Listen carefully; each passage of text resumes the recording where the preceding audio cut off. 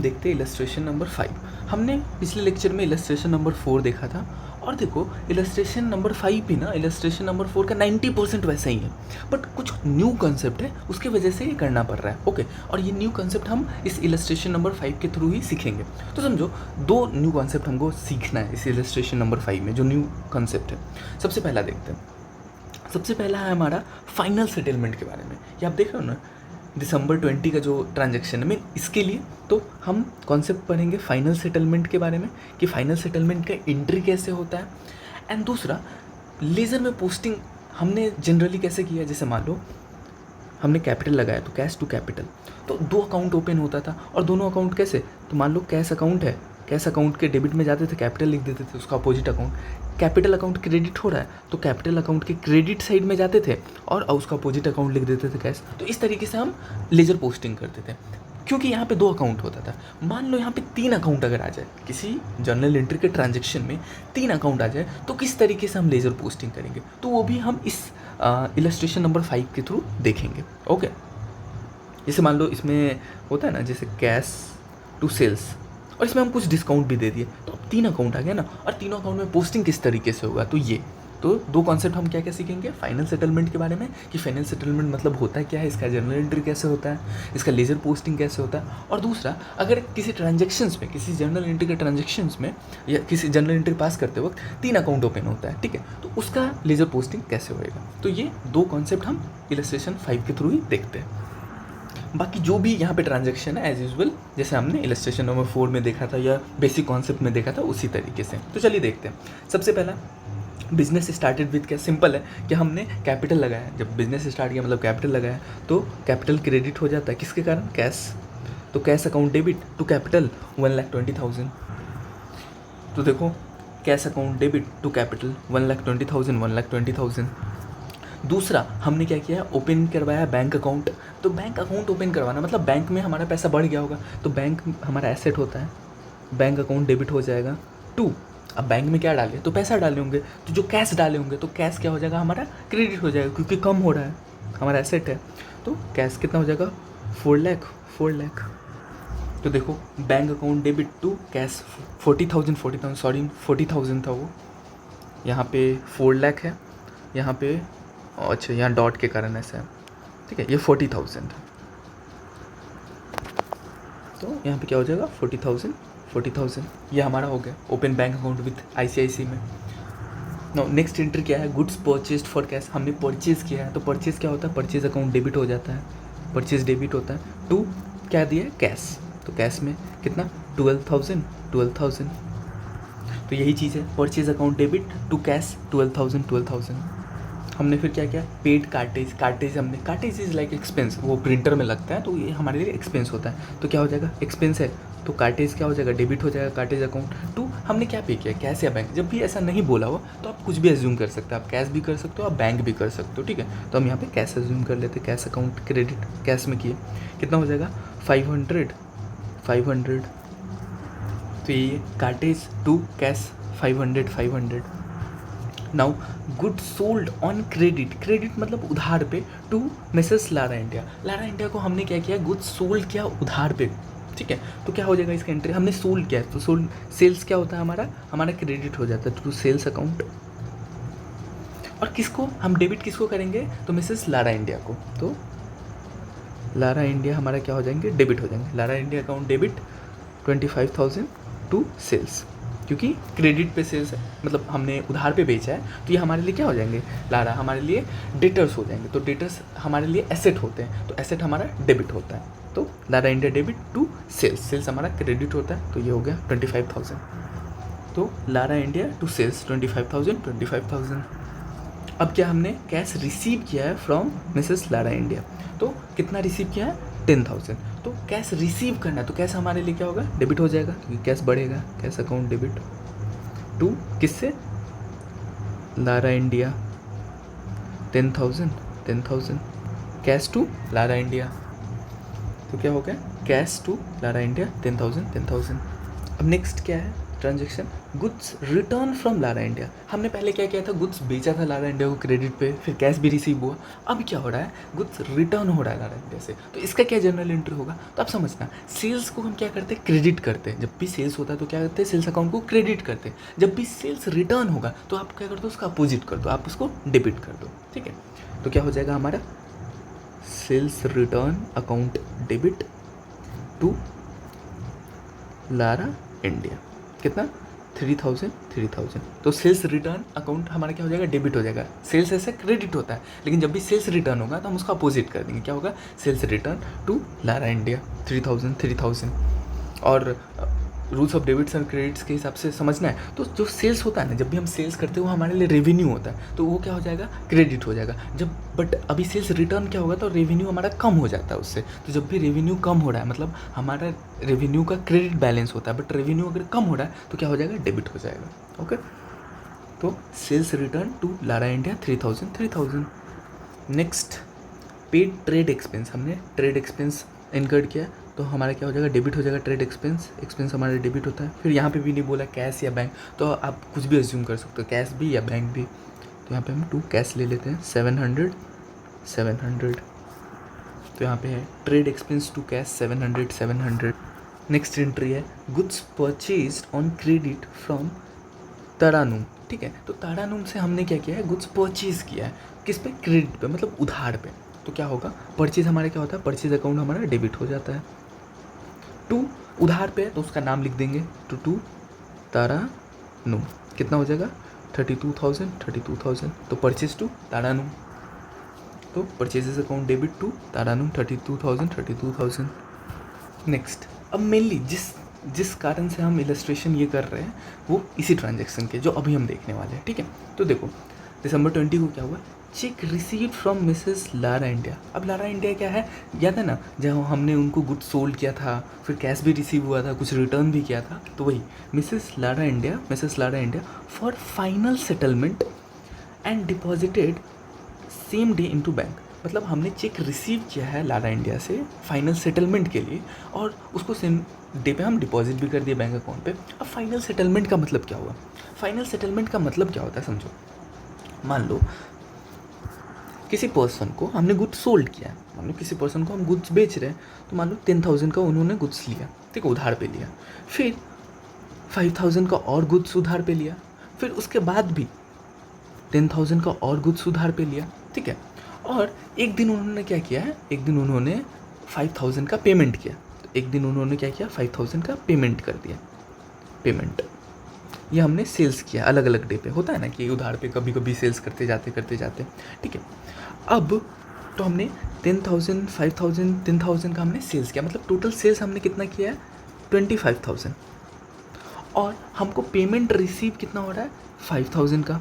तो अब बताओ हमको फाइनल सेटलमेंट, मतलब हमको अगर इस अकाउंट को ख़त्म करना है, मतलब हमारा ये डेटर्स है ना, इस चीज़ को कम्प्लीटली ख़त्म करना है, तो कितना पेमेंट और करना पड़ेगा आप बताओ। तो 25,000 का सेल्स है, उसको और क्लियरली लिखते हैं कि अलग अलग डे पे हमने सेल्स किया है। तो हमने सेल्स कर दिया है 25,000, कोई भी पर्सन ए है, मान लो पर्सन ए को हमने 25,000 का सेल्स किया है उधार पे, और उन्होंने क्या किया, पेमेंट कर दिया है 5,000 का, आज पेमेंट कर दिया 5,000 का। तो अब हमको इनके अकाउंट को, पर्सन ए के अकाउंट को क्लोज़ करना है, फाइनल सेटल करना है इसको। तो पर्सन ए को कितना पेमेंट करना पड़ेगा, पर्सन ए को कितना पेमेंट करना पड़ेगा सो दैट उनका अकाउंट क्लोज हो जाए या उनका फाइनल सेटलमेंट हो जाए, ठीक है, जितना भी ड्यूज़ है वो ख़त्म हो जाए। तो हमको कितना पेमेंट करना पड़ेगा, तो ये बताओ पर्सन ए हमें कितना पेमेंट करेंगे। तो सिंपल है कि 25,000 का इन्होंने सेल्स किया है और 5,000 का पेमेंट किया है, और कितना, तो 20,000 और वो अगर कैश पे कर दिए तो हमारा अकाउंट ख़त्म हो जाएगा, मतलब उनका ड्यूज़ ख़त्म हो जाएगा। वो अगर हमें पेमेंट कर दिए 20,000 का तो हमारा क्या होगा, फाइनल सेटलमेंट हो जाएगा। तो यही होता है फाइनल सेटलमेंट का मतलब। कभी मान लो कोई, अगर मान लो परचेज़ के केस में भी ऐसा हो सकता है, हम परचेज़ कर रहे हैं किसी से, तो 20,000 का कभी परचेज़ किए उधार पे, फिर 10,000 का परचेज़ किए। अब हमको इसका फाइनल सेटल करना है, मतलब फाइनली पेमेंट करना है, ड्यूज़ ख़त्म करना है। तो हमने उधार पे परचेज़ किया और हमको फाइनली सेटल करना है, तो हम इसको 30,000 देंगे और फाइनल सेटलमेंट हो जाएगा। 30,000 कैश के थ्रू, बैंक के थ्रू, जैसे भी देना है आप पेमेंट करोगे और हमारा क्या होगा, अकाउंट कंप्लीट, मतलब सेटल हो जाएगा। मतलब हमारा जो भी ड्यूज़ था वो कंप्लीट हो जाएगा। तो इसी को बोलते हैं फाइनल सेटलमेंट, कि भाई उसके बाद हम उनको ना कुछ रिसीव करना है ना पे करना है।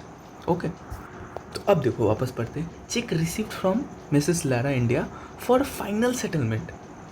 अब भाई फाइनल सेटलमेंट है, तो अब मिसेस लारा को हमने जितना भी सेल किया है, जितना भी ट्रांजैक्शन हुआ है, अब उसको देखना पड़ेगा। तो चलिए देखते हैं। तो मिसेस लारा से कहाँ पे, एक तो हमने पहले क्या किया, सोल्ड किया। तो लिख लो कि हमने गुड सोल्ड किया है क्रेडिट पे मिसेस लारा को, कितना का, 25,000 का। ठीक है, 25,000 का हमने क्या किया, गुड सोल्ड किया था। तो ये हो गया 25,000 का हमने गुड्स सोल्ड किया था। और goods return from Mrs Lara, और 3,000 का उन्होंने गुड्स रिटर्न कर दिया था। मतलब अगर हमने सेल किया है 25,000 का, जिसमें से 3,000 उन्होंने वापस कर दिया, मतलब नेट कितना सेल किया है, तो हमने सेल्स रिटर्न भी कर दिया 3,000 का। मतलब नेट सेल हमने कितना किया, 22,000 का।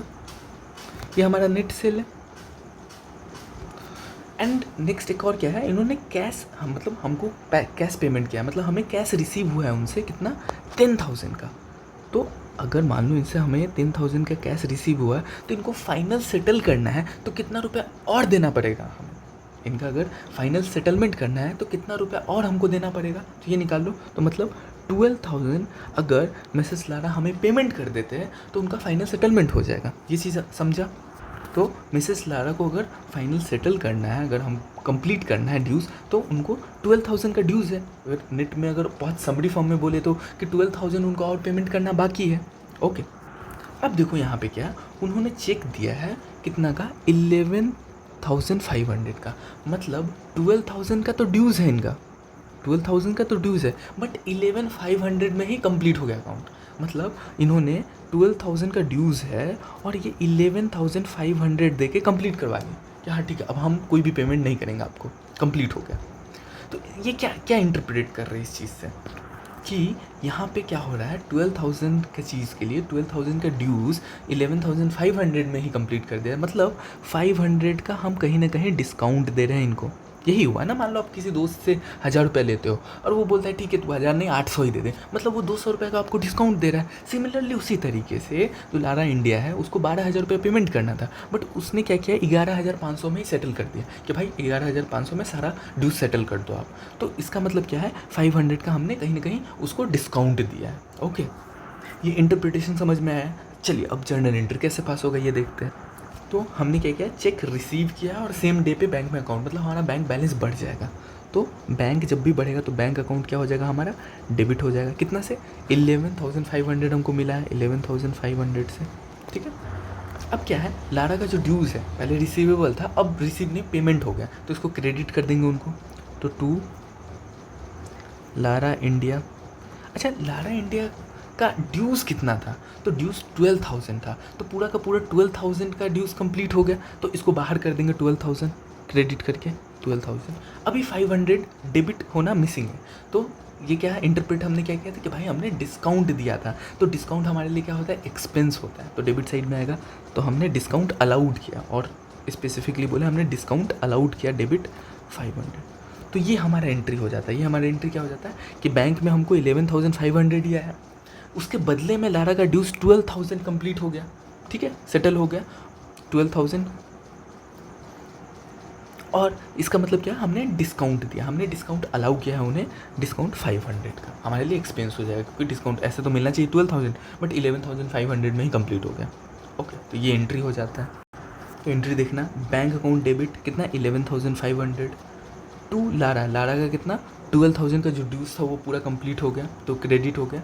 और हमने क्या, डिस्काउंट 500 कर दिया, तो ये एंट्री हो जाता है। तो मेनली इसी ट्रांजैक्शन के लिए हम इलस्ट्रेशन नंबर 5 कर रहे हैं। ठीक है, तो अब देखो ये इसमें आ गया ना 3 अकाउंट, अब 3 अकाउंट ओपन करना होगा। अब इसका लेजर पोस्टिंग अगर ये समझ गए तो हमारा कंप्लीट हो जाएगा जो भी कॉन्सेप्ट है। ठीक है, अब इसके नेक्स्ट जो भी है वो वापस नॉर्मल है जो हम पढ़ रखे हैं, तो इसको कंप्लीट करते हैं। अब नेक्स्ट एंट्री देखो, गुड्स रिटर्न टू तरुण। मतलब हमने गुड्स रिटर्न किया, मतलब हमने तरुणम से पहले परचेज़ किया था, अब गुड्स रिटर्न किया। इसका मतलब क्या हो गया, परचेज़ किया था, परचेज़ रिटर्न हो रहा है। तो इसका क्या इंटरव्यू, वही कॉन्सेप्ट है जैसे सेल्स के लिए करते थे, सेल्स क्रेडिट करते थे, सेल्स रिटर्न हो रहा है तो क्या कर देंगे, डेबिट कर देंगे उसका अपोजिट। उसी तरीके से परचेज़ रिटर्न कर रहे हैं तो परचेज़ क्या होता है, डेबिट होता है। परचेज़ रिटर्न करेंगे तो क्या कर देंगे, क्रेडिट कर देंगे। तो टू परचेज़ रिटर्न, और डेबिट क्या हो जाएगा, तरानूम कितना 1500 मतलब तरानूम टू परचेज रिटर्न हमारा एंट्री हो जाएगा। तो ये हो जाएगा तरानूम टू परचेज रिटर्न 1500। नेक्स्ट क्या है, हमने पेड फॉर स्टेशनरी, स्टेशनरी हमारा एक्सपेंस होता है तो क्या हो जाएगा, डेबिट हो जाएगा स्टेशनरी टू, नहीं बताया कैश या बैंक तो आप कैश ले लो या बैंक जो भी आपको लेना, दोनों चलेगा, ठीक है। तो stationery account debit to cash 1200। तो देखो स्टेशनरी टू कैश 1200।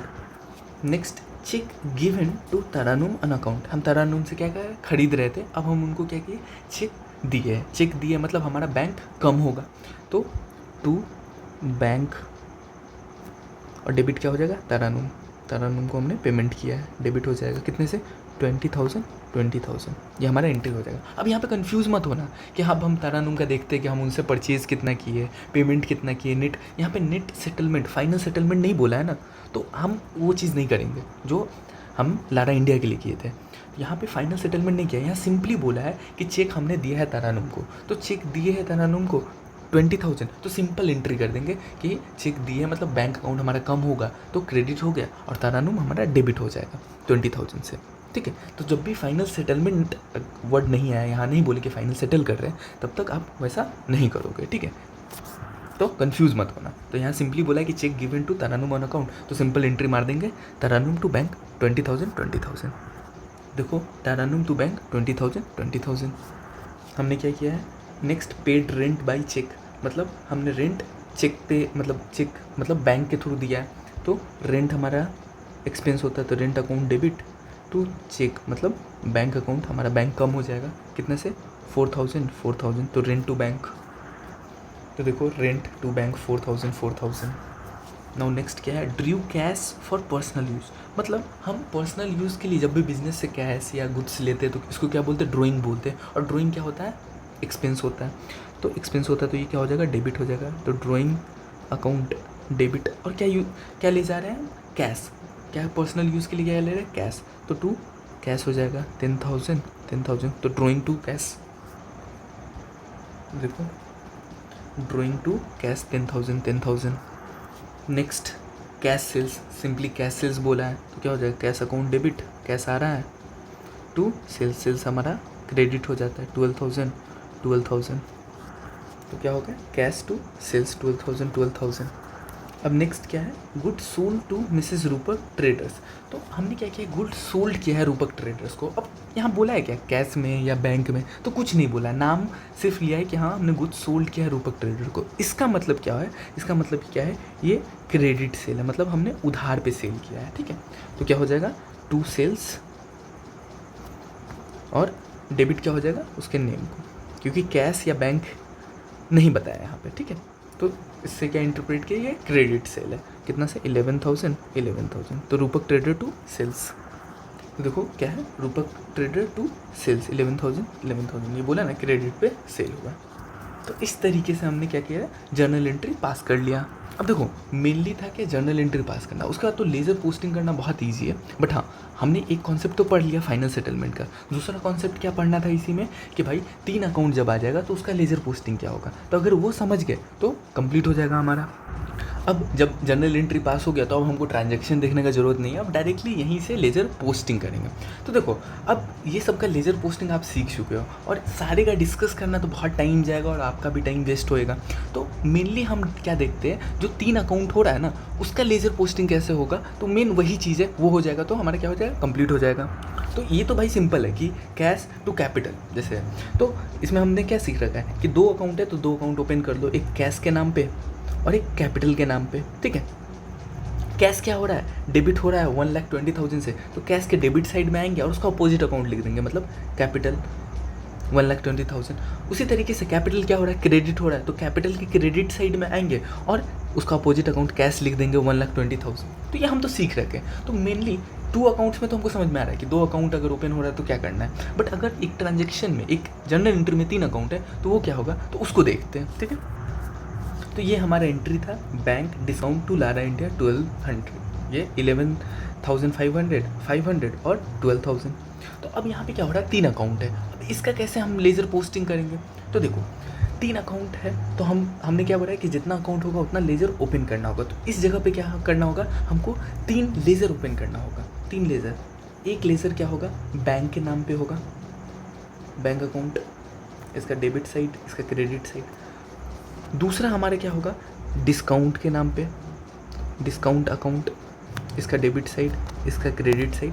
और तीसरा हमारा क्या होगा, लारा इंडिया, लारा इंडिया के नाम पे, इसका भी डेबिट साइड, इसका भी क्रेडिट साइड। रफली देख लेते हैं क्योंकि मेनली हम लोग को कॉन्सेप्ट समझना ज़रूरी है। चलो अब देखो, अब क्या करना है, जो कॉन्सेप्ट हमने पढ़ रखा है उसी के हिसाब से देखना है। तो बैंक अकाउंट क्या हो रहा है हमारा, डेबिट हो रहा है, तो बैंक अकाउंट में आएंगे और डेबिट साइड में आ जाएंगे। ठीक है, बैंक अकाउंट में डेबिट साइड में आ जाएंगे, कितना से डेबिट हो रहा है, 11,500 से। तो हमने क्या पढ़ा था कि उसका अपोजिट अकाउंट लिख दो। तो बैंक के अपोजिट क्या है, तो लारा इंडिया है। बैंक के अपोजिट, बैंक डेबिट हो रहा है, इसका अपोजिट क्या है, क्रेडिट, तो लारा इंडिया। तो लारा इंडिया यहाँ पे डेबिट हो जाएगा, लारा इंडिया। अब भाई कितने से डेबिट होगा, तो डेबिट कितने से होगा, बैंक अकाउंट में देखना कि बैंक अकाउंट डेबिट हो रहा है। तो बैंक अकाउंट कितने से डेबिट हो रहा है, 11,500 से। तो यहाँ पे 11,500 हो जाएगा। ठीक है, तो बैंक अकाउंट के डेबिट साइड में है, इसका अपोजिट अकाउंट लिखे लारा इंडिया। डेबिट कितना से हो रहा है बैंक, तो 11,500 से। ठीक है, उसी तरीके से डिस्काउंट में क्या करना है, डिस्काउंट डेबिट हो रहा है तो डिस्काउंट के डेबिट साइड में आएंगे और इसका अपोजिट अकाउंट लिखेंगे। मतलब डिस्काउंट का अपोजिट साइड में क्या है, लारा इंडिया। तो यहाँ पे क्या कर देंगे, टू लारा इंडिया, कितने से, तो 500 से, क्योंकि डिस्काउंट कितने से हो रहा है, 500। भाई डिस्काउंट के लेजर में तो डिस्काउंट का अमाउंट देखेंगे ना, उसी तरीके से बैंक के लेजर में तो बैंक का अमाउंट देखेंगे। सिर्फ नेमिंग के लिए ना हम बस अपोजिट अकाउंट देखते हैं। तो उसी तरीके से डिस्काउंट में क्या हो रहा है, डिस्काउंट डेबिट हो रहा है और इसके अपोजिट अकाउंट में क्या है, लारा इंडिया। डिस्काउंट डेबिट हो रहा है, उसका अपोजिट अकाउंट क्रेडिट में क्या है, लारा इंडिया, कितने से, 500 से। अब लारा इंडिया में जाते हैं, तो लारा इंडिया क्या हो रहा है, लारा इंडिया क्रेडिट हो रहा है, तो इसके क्रेडिट साइड में जाएंगे और इसका अपोजिट अकाउंट लिख देंगे। तो भाई अपोजिट अकाउंट क्या है, तो इसका अपोजिट अकाउंट 2 है।